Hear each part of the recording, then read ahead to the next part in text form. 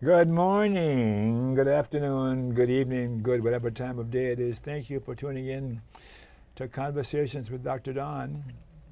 And the show is produced and broadcast from the Portland, Oregon area.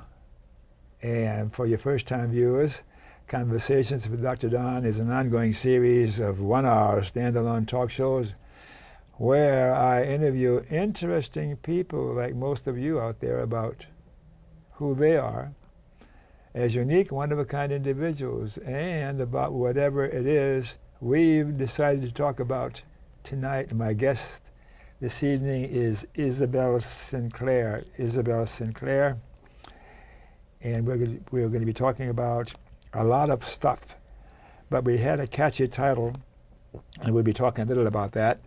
It reads, Isabelle Sinclair on 790 Days in Coffee Creek. And you'll learn more about that as we talk about it, all right? So, I met you recently because you were a friend of... Stuart Perrin? Yeah, Stuart Perrin. I'm trying to complain. He's my friend for years. I got a lot of things going on in my mind right now. And he was intrigued and interested in you, and he said I should have you on the show to present you to the viewers because you would be an interesting guest. And I met you once, and then you were over to my office in my home, and we talked a little more with Stuart present. And then we confirmed that you would be a good guest. So here you are. Well, it's wonderful. I hope so. We'll see how it turns out. Yeah, how are you feeling tonight? You know, I'm feeling all right, actually. I've had a long day, but it's good to be in here and hopefully get a chance to settle down, you know? You're going to settle down sitting talking to me? I like spending time with you, Dawn, so yes, I think that'll be great. Oh, thank you. What am I going to do now? All right, shall we get going?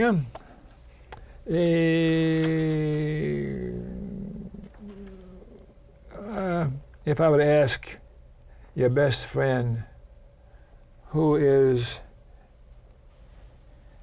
Isabelle? I'm really blowing it. Who is Isabelle? If I would ask your best friend, tell me, what would your best friend say about you? Be your best friend. Isabelle is. I'm really scared. Isabelle is. I think that if you spoke to anyone who's really close to me, one of the first qualities they'd probably talk about is my persistence. And it's hard for me to talk about myself, right? Yeah, it's hard to do it, but you should do it and be your best friend. Right. That's helpful, yeah. Isabelle is, and pretend you're your best friend. Okay, well... It puts a different slant on it. If I were talking as Isabelle's best friend, I'd say that Isabelle is a beautiful person and very driven and dedicated and joyful. Like I like to find things that make me happy, and the little things that make me happy are like some of the best things I can find in my day. Mm-hmm. And usually that's the kind of feedback I hear from people that I don't know, either that it's rare or that it's something they really appreciate about me, and I love hearing that. You know, I like bringing that to other people too, seeing what makes other people happy. So now you're switched back into being Isabelle again instead of being your best friend. Okay, all right. Do you want me to? I'll go back to being your best friend. You're fine. You're fine. I'm picking on you to get you all warmed up because I'm nervous. Okay. When is that a fair question? Because you're not supposed to ask a woman her age. Well, with that sort of introduction, I think you've made it okay now. Okay. So when were you born? I was born in 1993. 93. That makes you how many old? That makes me 24. I'm about to turn 25, actually. Oh. In 1 month. 1 month. You were going to be old before your time. Well, we'll see about that one. So, why were you born? Why was I? You know. Everybody always asks me the question back. I don't think I've quite figured that one out yet. You know? So you're working on that. But I'm really enjoying being able to kind of play with that question, you know? It's interesting because So, I mean, part of this whole premise, like the 790 days in Coffee Creek, right? This is Coffee Creek Correctional Facility for women. So, say that again. Coffee Creek Correctional Facility for women. The title of the show is Isabelle Sinclair on 790 Days in Coffee Creek. Yeah. Mm-hmm. So, I mean, for me to end up in a place like a correctional institution, most likely for anybody, right, means that they went through something. I don't know, I hesitate to use strong words, but something traumatic or just stressful, unpleasant in their lives. So that happened for you? So in life's way, sure. I went through some not so great times. So I mention it because something I discovered that brings me here right now, I had to find a reason. You know, I had to find a reason to be alive. So you had to find a reason to be alive? Yes. Because you weren't sure it was worth being alive? So and if I ask you a question, you don't have to answer. I don't want to right. take you someplace where you don't want to go. Right. Thank you. I appreciate that. Absolutely. And I entirely trust having you here as a co-host. Okay. So with where I'd been years ago, there were many times where I looked back on my life and I didn't see a reason for me to be alive. I mean, I was asking myself that question, right? When did this start, this kind of thinking? You know, I'd have to say somewhere in my teens. Mm-hmm. I went through the typical turbulence people have when they're teenagers, you know, like you try to find your way, like find who you are, rebel against your parents, and all that sort of stuff. Sure. But somewhere along the lines, it developed into a pretty serious depression for me, and it became more and more, it just ate up my life. It became more than just rebelling against things. It became a very serious lack of trust in life, a lack of love, a lack of happiness, a lack of will to be alive. Was that severe? It became pretty strong, yes. So, I mean, that is a very important question for me, you know? Of course. And it's a really wonderful one to ask, too. So you're still working out why you were born? Absolutely. I mean, I think it's interesting because there's things that I love to do. And at the same time, it almost seems like I can't answer that question, you know? Or maybe maybe not in the way that I thought I could answer it before. So that might be what is changing. Mm-hmm. That has any resonance with you? Yes. Okay. Yeah, I think back when I was looking at that question, I had different views as years went by, and I had a lot of years to go by, and I've arrived at a place and a decision, an opinion there that stands me in good stead for a number of years. And I won't tell you what I arrived at, not now anyhow, as to why I was born, because I want you to have your own original belief. So, anything significant about your cultural or national or racial heritage that's worth repeating for the viewers? Or are you just plain old American white bread? Well, it's funny, right? Because it depends on perspective. I'm definitely full-blown American. I was born here and I've lived here my whole life. Mm-hmm. There's some, there's a mix of things in my family. And I mean, it might have contributed a little bit to my upbringing because, of course, how my parents were raised is very different than the kind of lifestyle I was born into, or the era, I suppose, I was born into. Like my mom and dad both came from just these. First of all, they came from families with six other children amongst them, 6 other siblings each, so very large families. And they came from, like my dad immigrated here, and my mom's family, like she was the firstborn of her family here. So they definitely had their own different cultures that they were raised with. So in some ways that has to have played in. And where were they born? So my mom was born in New York City, but her family came from Italy and Ukraine. Uh-huh. And my dad was born in France, and his family is French-Moroccan. Uh-huh. And then they both lived in New York City for 30, 40 years, something like that. Just until after I was born they moved, but yeah. Okay. So, American, okay, and your religious preference, do you have one of those? I wouldn't say so. I almost never answer those questions. Uh-huh. And if you don't want to answer now, that's okay too. Mm-hmm. But did you have a religious preference at some time in your life? No, I don't think I ever had. Mm-hmm. I definitely was raised in a, not very religious, but my parents had some sort of idea of religion, but I wasn't raised with any strict standards or strict beliefs or even with an understanding of it, really, so. Did you acquire one as the years went by? Do you have a religious preference now? Not anything I would describe as religious. Uh-huh. Would you characterize yourself as being not for a particular religion or some belief structure or some orientation? There's agnostics, Buddhist, skeptics, all sorts of names. Would you characterize yourself by any of those known descriptors? I don't know that I would. I don't know that there's any of them that I truly identify with strongly enough. Okay. You're a-religious then? If you'd like to say so. No, I'm interested in what you'd like to say.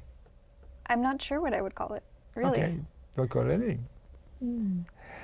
How about your education, your formal education? Well, I mean, given my age, I haven't had much time for education. I finished high school, did some traveling, attempted to go to college. That's actually what brought me here to Portland, Oregon from the East Coast. And that did not go very well. I was in college for all of 2 months. And then many episodes happened in my life, which eventually brought me to the 2 years I spent in Coffee Creek, and I am finally enrolled in school again. So that feels wonderful. At the very beginning of it, though. Mm-hmm. So some events happened in your life that caused you to be where you are today. Yes.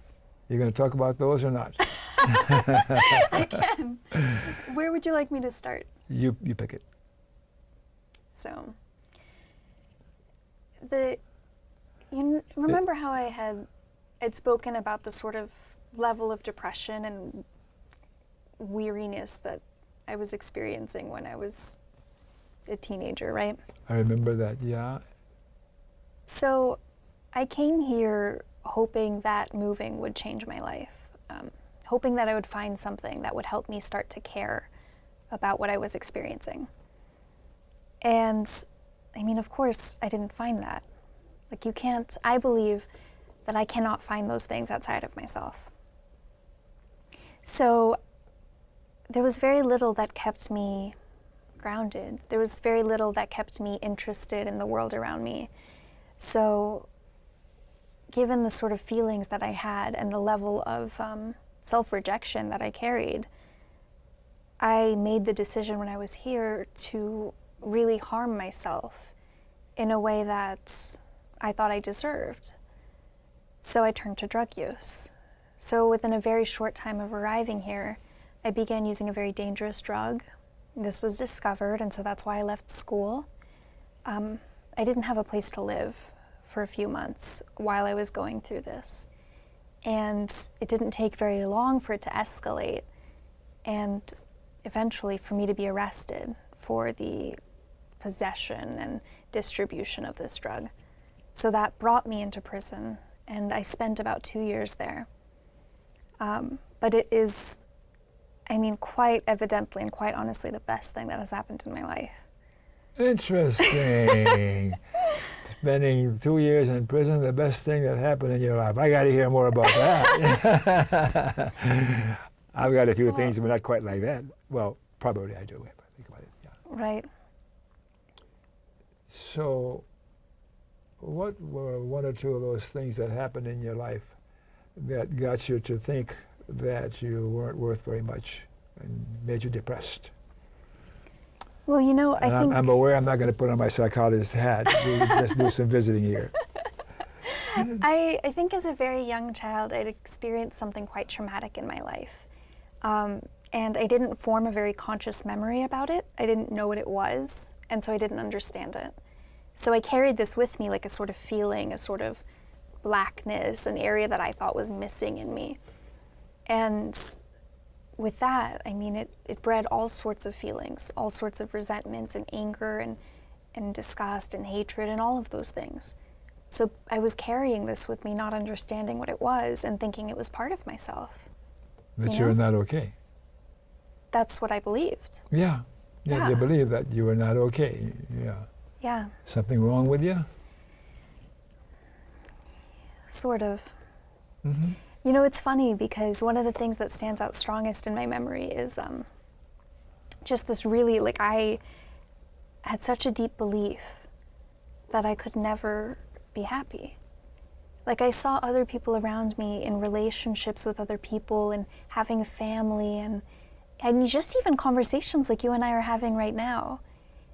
And I would look at that, I would see that in people, and I firmly just deeply, deeply felt that I would never have that. And that broke my heart, you know? Yeah. It was really, and to really think that that was my world at the time, you know? So that's what I carried with me, that seeing that outside of myself and thinking I didn't carry it in here was devastating. There's no one person in your life that you felt that kind of a connection to. What I call a person that validates your existence, your value as a human being. Well, at the time, I had fallen in love with someone. Uh-huh. And I think that kind of relationship brought up even more of this feeling in me. Uh-huh. And that as much as I wanted to connect to this person in my life, I just found that I couldn't, because I had all of these beliefs and I had all of these feelings and I carried all of this weight with me. So even though there was somebody with whom I'd wanted to have an authentic connection, I couldn't bring myself to get past all of the stuff I was carrying to even really begin to reach out. Mm-hmm. So you didn't like yourself? No, I would say not. Yeah. The substance that you were involved with, was that sort of a medication or something to take you, to give you a false sense of security or importance or usefulness? I mean, to be honest, when I used it, it was because I wanted to be okay. Like, I wanted to find a way to be able to function as a normal human being. And it didn't work, or did it work? I mean, it's hard to say, because it worked in some ways in that I was able to get out of bed and I was able to do things with my day, because I think at that point I was suffering with such a, like, I was allowing the strength of my emotions to really cripple me on a physical level. Were you seeing a professional psychologist, psychiatrist, or counselor? I tried a few times, but again, I hadn't found anyone I connected with. Uh-huh. And then when you don't connect with someone, it's all just words. Of course. So it didn't help. Uh-huh. And I want to actually revisit that when I say it helped, I understood deeply that it truly didn't. And that's why I wasn't satisfied with it. I wasn't satisfied with my life, and I didn't enjoy what I was doing, and I didn't know what else to do. So it was a very sort of bizarre place to be. Of course. But so you spent some time with a couple of different shrinks. Shrink is a generic term for people helpers in that lexicon. So something happened then in your life where you no longer feel that way about yourself, and that you're useful and valuable and interesting and those kinds of things? You find yourself thinking those things about yourself now? I do find that's much more often what comes through me. Mm-hmm. And at the same time, I can say that I still am working on the parts of myself that I've held on to for years. So I can't say that I'm entirely removed from it, Mm-hmm. but I just have a different perspective about it now, I think is the better way to say it. It's a little mix of both. Generational differences I'm thinking about right now. My all-time favorite song in my life is, remember a movie called Alfie? That was before your time. Mm-hmm. And the song Alfie, did I mention that to you before? I think you might have. What's it all about, Alfie? Is it just for the moment we live? What's it all about when we sort it out? Are we meant to take more than we give, or are we meant to be kind? It's so rewarding for me, being kind. Whatever else is going on at any particular time, whatever, that is reserved way in the back of my insides, that I am kind. And sometimes I have some disturbance or whatever is going on where I disbelieve that I am kind and all that it means to be recognized as kind. Then it's sort of like a tap root I can go back to and say, hey, whatever's going on right now, you're fooling yourself and you're listening to that stuff, that message where you got a long time ago and it still plays. So what you've got to decide is do what's required, whatever it is that's required to do, to have that message play in competition, successful competition. But those other messages that compete for you to recognize and listen to. For me, it's simply being kind. It's simple as that. But I've lived so many years and so many lives. And even though you're young in years, it sounds like you've experienced some things in your young years that has you on this sort of a roller coaster, if I may. And I'm going to wait till we get to the point where you talk about how it is you've gotten over the hump and you're now seeing yourself as your reality along with the other realities that say you're not so hot. So at this point, how do I see that between the comparison of that old voice and the new? Yeah. Do you see those things I just guessed at about you, about how you see yourself? Mm-hmm. Because I've had a lot of years on the couch and as a patient, so I have some appreciation of how to talk about these things from my personal experience in my years as a patient, as a client. So I have a little more depth about what I'm talking about. So I suspect, just by nature, the nature of time going by, you have not had nearly as much time as I've had ruminating and getting grounded in some fundamental essence or reality that you feel there, no matter what goes on. It's like when everything is all failing, there's always something way in the background in each individual that we can fall back on, even in a moment of desperation. So instead of getting myself blind drunk or shooting up with heavy dope, I say, oh, anyhow, I'm getting too complicated now. But you know what I'm trying to say. But it sounds to me like something has happened to you that has gotten you going in a different direction. Well, I think from what you're sharing, one thing that comes to mind is when you talk about time, I appreciate the value of time more so now, although it's very difficult for me to really understand that sometimes. I can see the ways in which being young, it's hard to be patient. That's what a lot of it comes down to, and it is sometimes a roller coaster just growing. But I think what's most helpful, with that old and new and with the the different things that go on within ourselves. I mean, for myself has been having people around me, like having people whom I trust so deeply that they can act as supports in my life while I very much have no idea what's going on within myself and have no idea how to relate my experiences, and am trying to stand on firm ground. And you're doing it now. That's my impression. I suppose I am. Isn't it wonderful? Thank you when for things trusting work me out? that much. Thank you, Don. Yeah. So, and we talked a little bit about what you're doing to fill your time.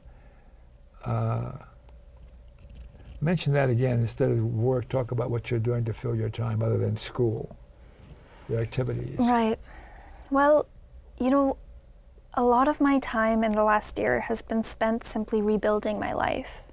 It's been a lot of work to go into a place where I left almost everything behind.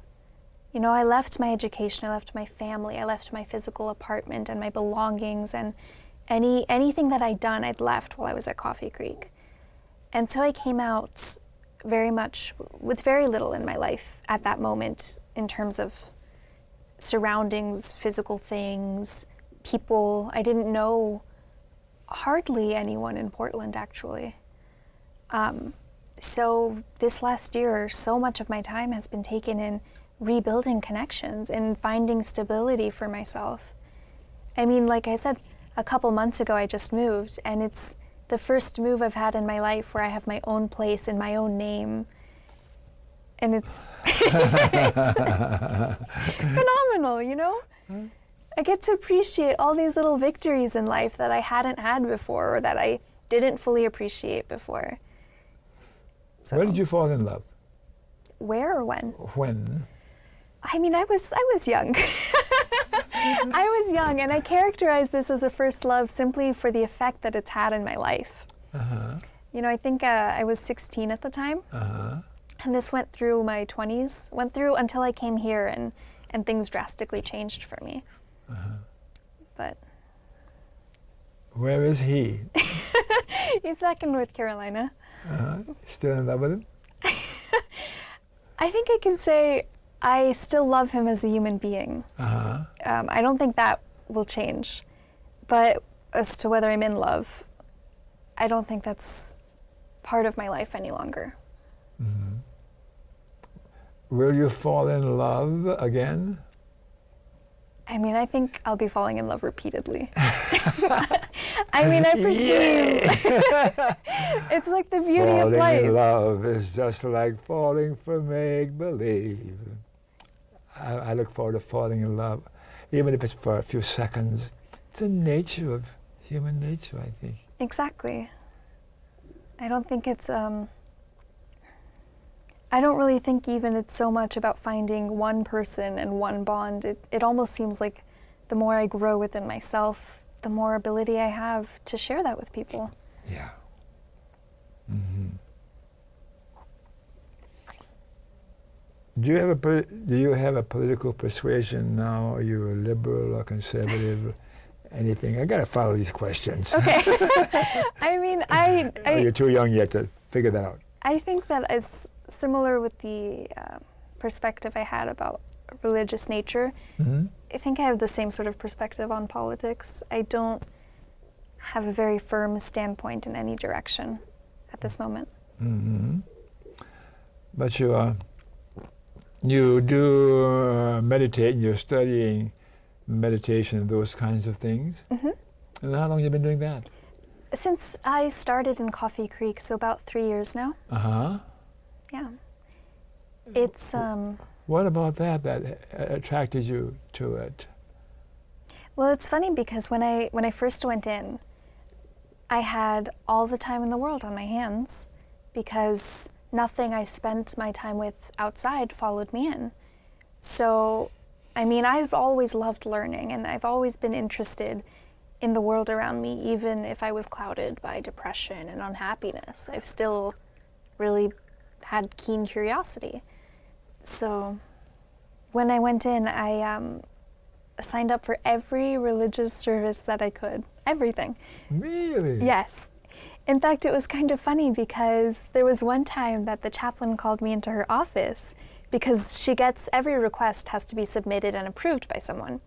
And so she approves them, and so she saw that I'd signed up for all of these, so she actually interviewed me in a sense about my interest and why I should be part of the group and what was bringing me there. And it was almost like I almost had this impression that it was not a positive trait to be interested in different religious services.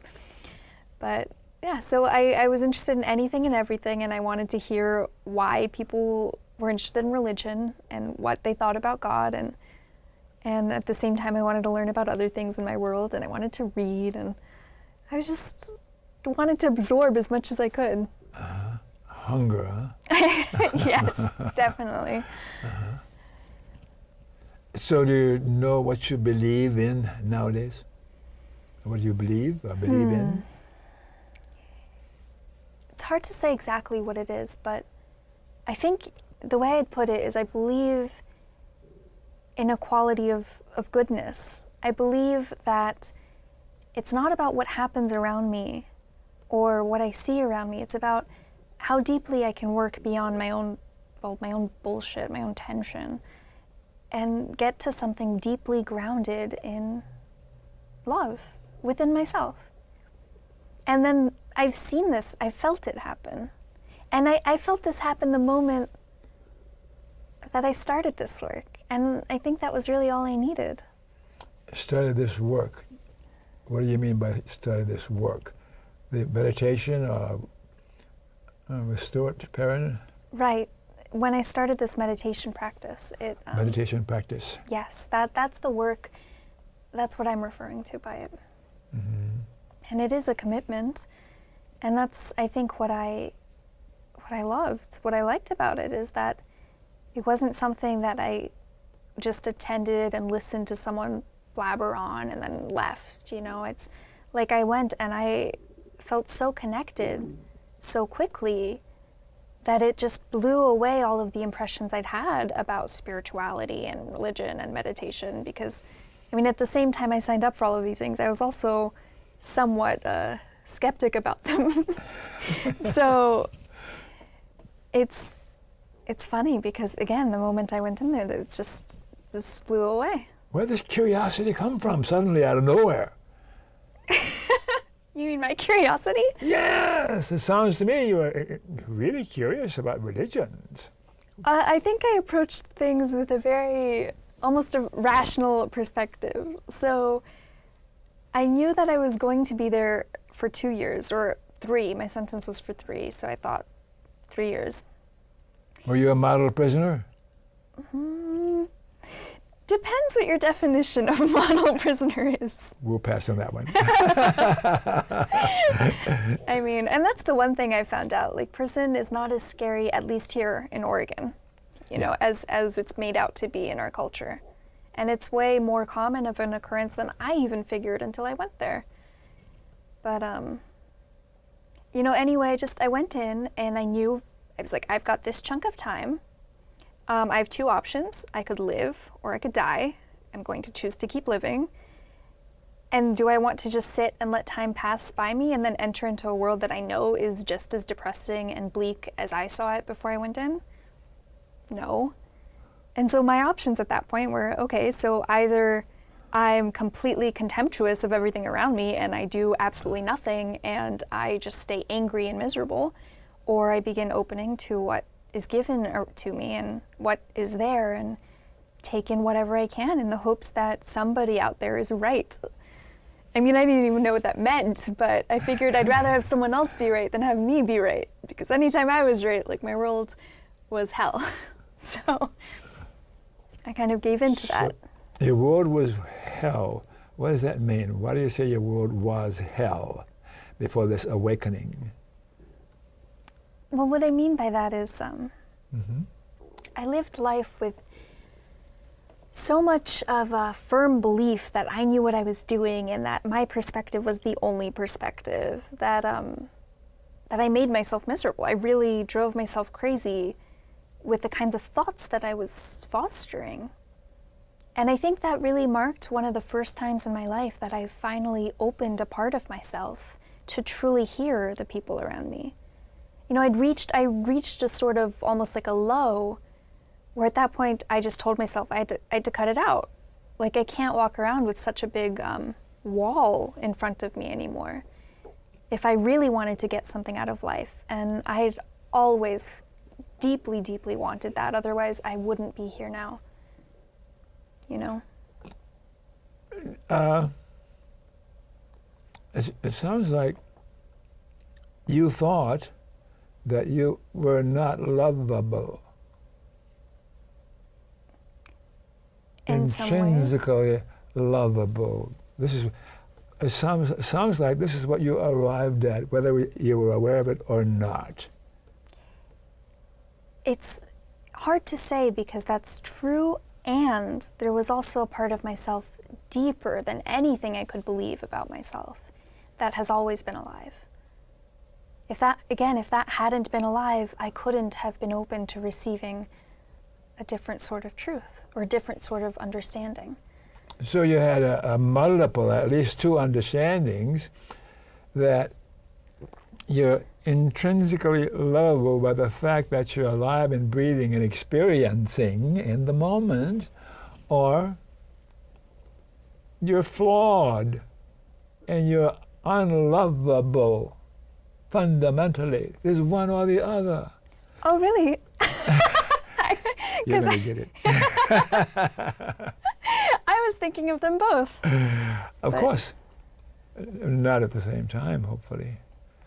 Unless we put you in... No, never mind. I think it's just about where my focus lay. Mm-hmm. And I was so focused on what I thought was true that I didn't, even though I carried the deeper part of me that wanted to live, I wasn't as aware of it. Which means that you thought you were lovable. If you wanted to live, you wouldn't want to live if you didn't believe. Exactly right. That given. Thank goodness. Yeah. And sometimes it takes us some examining or practicing or even experimenting with trying on that I am lovable, worthwhile, and useful in my existence. And to revisit that and to play it back even if it's an automatic response. Because for me, that is an immutable fact. And if I'm not believing that, somehow or other I've got some misinformation that has me confused, or there's some brain damage or something going on. I know what major depression is. I've been hospitalized a couple of times. And it wasn't in for long, and then I'm that kind of a personality. Some depressive features, probably a little more than others, but I'm blessed, quotes, because I'm so rich in emotions and feelings and those kinds of realities until I cherish the fact that I have emotional literacy and awareness. Mm-hmm. This is what makes life worthwhile. So what I'm guessing about you is seems to me you're talking about your process and how you got to where you are today as we sit here visiting with each other, and your association with Stuart, and you're having fallen in love when you were 16. And seems to me you're speculating that, no, you're more than speculating that you will fall in love again. And then more times. And that's wonderful. It says, I am worthwhile, I am lovable. And I guess I'm questioning you in terms of how did you arrive at that position that you're in today? And to get some more information about, so that you are reinforced, and right now I guess I'm counseling at the same time, so that you're reinforced and you've got these kinds of ideas stronger in your reservoir of cherished ideas and beliefs that you can fall back on. And like for me at my age, I have a few memories that are so precious, and I keep those, and I will be sure in keeping those, because when it feels like it isn't worthwhile anymore, I can recall one or two of those memories. There's no explanation what happens. I just know that when those memories occur, it's magical, and there's a sense of timelessness. And the I'm okay and lovable seems to be timeless. And that's what it's all about. So I'm wanting to hear, and I am hearing from you about your process and how you are, where you are, and what you will be like a year, 3 years, 5 years from now, or the next time you fall in love. Am I making sense? Yes. Yeah. You know, and I think I can start by saying that what I went through in some ways was not uncommon to many people who came into Coffee Creek. And that's kind of what helped me open up when I was there, is seeing in other people that just being put in these circumstances where everything else that was in their lives, that was in my life, was just taken away. And not that I advocate for this, I don't necessarily think that the practice is a beneficial one, but nonetheless, I could see that that kind of forced people to find a place in themselves that motivated them to live. Not everyone did, but a lot of people started to find what mattered to them, started to attend religious services or just connect to people in their lives that they hadn't in a long time, try to work their way through what they had done or make amends, and etc. So I was very, very, I would say, privileged to be able to witness this happening in other people's lives, which actually has been probably one of the most beautiful experiences I've ever had.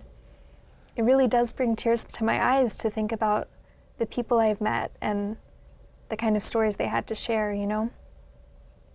And so I mention this because it was that kind of openness that almost was a communal experience in some ways. Yes. Like, just there was something about being in prison where you're very stripped, bare.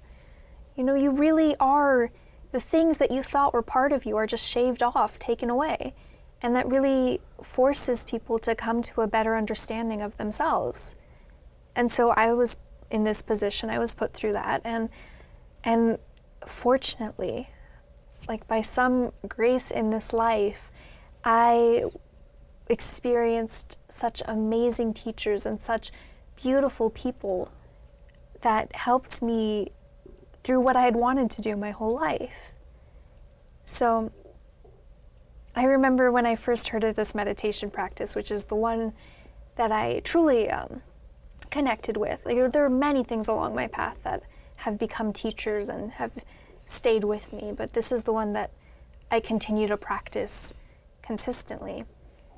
And I remember when I first heard about it, again, that skeptic was in there too, and so I read about it and I was like, oh, this is ridiculous. Like, I know how to meditate. I don't need somebody to teach me. Been there, done that. It's just like so hilarious to me looking back, but nonetheless, you know, that's the human aspect of me trying to feel better about myself. Sure. And so I remember thinking this, but nonetheless, it stayed in there. I didn't completely dismiss it. And so then a friend of mine who I'd met her when almost, I think, on my first day in there, and she was very, very sweet and would offer advice about how to live in there and deal with prison and etc. So she told me about this practice, and she told me that she went, and then she was saying that, she's like, oh, there's going to be a guest speaker. There's going to be somebody there. He's this really cool guy, but it's kind of weird, but he comes every few months, and he does this really special class, and you just have to get used to it because your eyes are open, and like I was unsure about it, but man, you've got to go. And it's just, the way she said it, I don't know, it was like something stood out to me, and it was hilarious actually, because I felt such a strong need to go from that minute. I didn't even need to listen to what she was saying. It's just something was communicated. And this was happening, I believe, that weekend, right? And I told you about this whole process. You have to submit forms to go anywhere and to get approval, and really is a lot of bureaucracy. So I was just like, from that minute, I was like, I've got to go. And I filled it out right then and there. And I was like, even if I don't get in, I'm going anyway. It's like, nobody's going to notice. I don't care if I get in trouble. And it was just something drew me, right? And so I went, and I remember, Alice, who's been my teacher for years now, she teaches the classes routinely in Portland. I remember her opening the door and holding it open, and just that look of love in her eyes, even though I didn't know her. And that's something that actually was very common among the volunteers who would come in. And I thank them for everything that they have brought to me, because they go in there unpaid. Goodness knows, like the commute they deal with, the time they take from their lives, but the things that they bring are so invaluable, including really primarily that like love, seeing someone as another human being. Validation. It's, I think, one of the most important things in the world when it's genuine. Somebody loves me. Somebody loves me right now, and I'm experiencing it, quotes. Yeah. And it doesn't even matter what you went through or what you did or who you think you are. That's the beauty of it, I'm very tricky. That's why I've been wearing this song, my favorite one through the years. It's a way of getting that kind of validation where it's least expected in public places. And occasionally someone will recognize a sign, and they're moved by the message and the look in their eyes. That validates me. Yeah. And I wonder if I'd ever find something as wonderful as that. Because I'm so busy hurrying through life, racing through life. And that's why I rarely think of anything that Stuart has said to me directly that I remember as such a thing to memorize, but I'm aware of some appreciation of that moment when he said something that didn't quite register intellectually, but it done something. Yeah, it just goes right through all those mechanisms. Like, there's people in our lives that can do that, where whatever it is that they share, I believe, goes through all of the barriers, all of the thoughts that we might have, and it lands in our heart. Are you going to collect any more like that? Oh, my whole life. Yes. That's the beauty of it. It just continues. You got to keep me posted on what's going on with you as time goes by. Mm-hmm. Okay, what else can I ask you?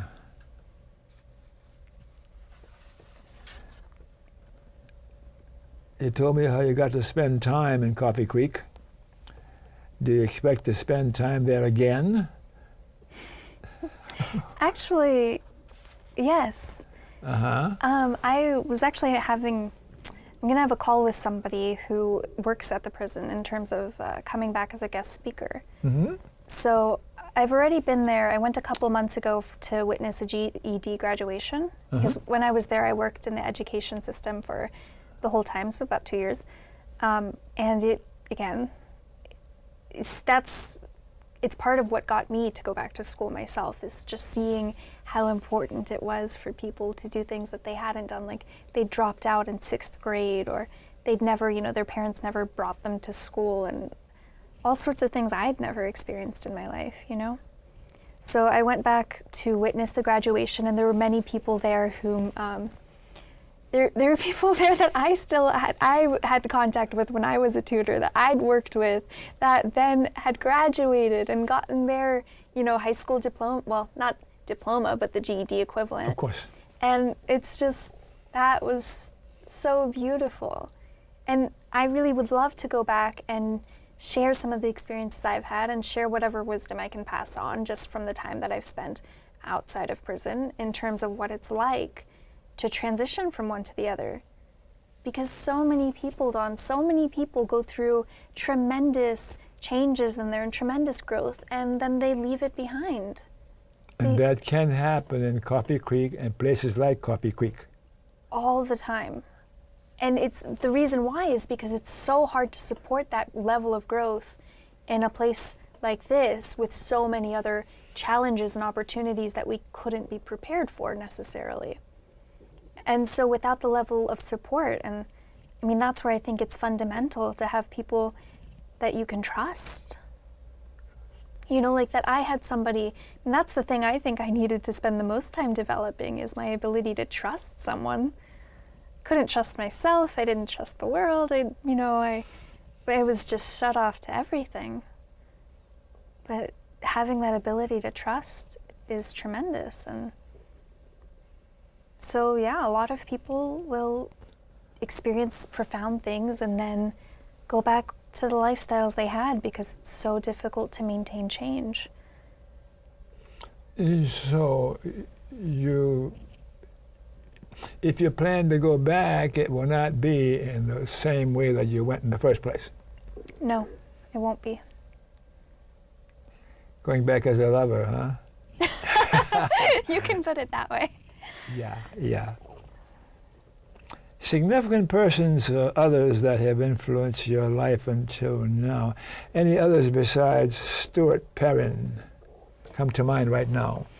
Well, I think, I had the privilege of going to many different classes and groups, and I attended treatment centers while I was there, and I encountered a lot of wonderful souls, a lot of people who were truly there because they wished to help others. And not in like a forceful, I know better sort of way, but in an open, embracing way. And so, I mean, I'm just extraordinarily fortunate to have met them. Like I did attend, there was a Buddhist group I attended, and I've attended Al-Anon services. I tried those out. I tried the NAAA thing out. Mm-hmm. I went through this. There was actually a spirituality program sort of thing. Mm-hmm. It was interesting. It was kind of structured like a class discussion, and yeah. So there were many different groups. I think I could say there's about 4 or 5, maybe 6 or 7 individuals with whom I connected with on like such a profound level that they remain teachers to this day for me. Like they just live, they're just in my heart. I have them when I need them. And sometimes I'll meet up with them every few months. Like I had lunch with someone that I hold very dear to my heart, and I hadn't seen her maybe since June, but we're still in touch in a way, and we will be. And again, I so desperately wanted that sense of connection and family, I think like most people do. So yes, there's many people who have influenced my life. Uh-huh. Is it because you're lovable? Well, at this point, yes, I'd say that I am, and yes, it's because it's so. Yeah, you are. I sense that there's something way beyond what we're aware of in our ability to conceive and think. And I think we're touching on it here and there as we go along in our discussion, in our conversation. And it's an impression, a connection, for want of what a way of describing it.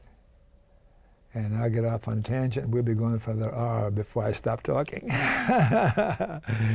So,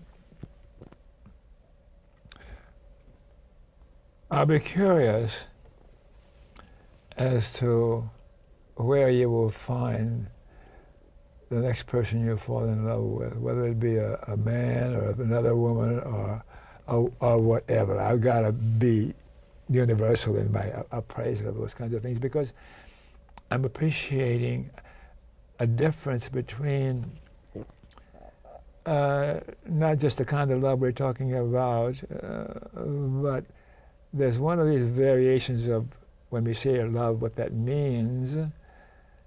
There's one where there's a sexual connection between the two individuals involved, and all the other methods of describing love are equally as valid and valuable. And always, when we talk about love and loving another human being, those kinds of individuals, those kinds of experiences that make a lasting memory, a memory that is there. We better stop now because they're going to yell at me. Shall we stop now? All right. I want you to look at that camera and tell the viewers anything you want to say to them. It's your minute and a half. Well, I'm not sure I have a minute and a half of things to say, but whatever if you have. there's something that stands out, I would just urge people, I would urge you to find what makes you happy. And that's the gist of it. That is what has changed my life. That's what I would have to share. You've been delightful. I'm so glad you came on. Thank you. Glad to see you again. Keep me posted, all right? Yeah, I would love to. So let's do a couple of public service announcements. And don't get smart in there, will you? Okay, the ACLU, the American Civil Liberties Union, the ACLU is one of my favorite organizations. Our civil liberties need protecting. And it occurs to me right now, when you were talking a few minutes ago, I wanted to mention to you that I dropped out of junior high school. And I was a lost boy. And I learned that I am lovable and worthwhile. But the path each of us takes to arrive at this conviction, this belief, this immutable fact that I am lovable. Oh, I got that in. Okay, you got another public. Oh, thanks for watching. You're going to shut me down. Remember KFC. No, not Kentucky Fried Chicken, Dr. Don's KFC. Kind, friendly, and charitable. Be kind, be friendly, be charitable. To you too. Thanks again. Thank you. Bye-bye, love.